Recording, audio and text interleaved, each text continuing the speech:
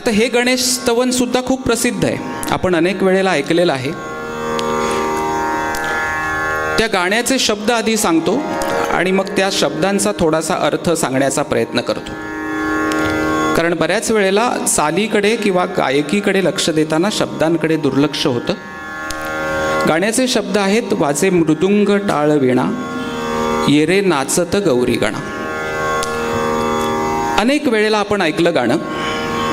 कधी मनात प्रश्न आला की इथे मृदुंग टाळ आणि वीणा एवढ्या तीनच वाद्यांचा उल्लेख कवीनं का केला?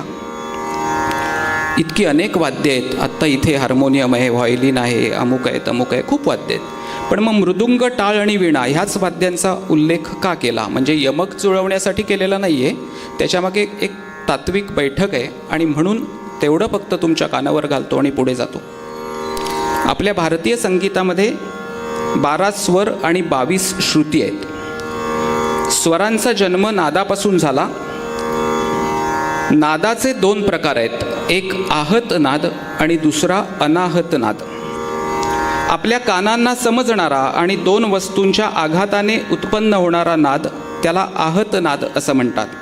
आणि जो नाद समाधी अवस्थेत योगी आणि सत्पुरुषांना ऐकू येतो त्याला अनाहत नाद असं म्हणतात. अनाहत नादापासून बोध घेऊन आहत नादाची निर्मिती सत्पुरुषांनी केली आणि त्याच्यामधून सुरुवातीला मृदुंग, टाळ आणि वीणा या वाद्यांचा जन्म झाला आणि त्यातून पुढे इतर वाद्य विकसित झाली. एका अर्थी मृदुंग, टाळ आणि वीणा ही आद्य वाद्य आहेत. म्हणून गणपतींचं स्तवन ह्या गीतातलं करताना कवीनं वाजे मृदुंग टाळ वीणा असं म्हटलं असावं. ऐकूया. वाजे मृदुंग टाळ वीणा, येरे नाचत गौरी गणा.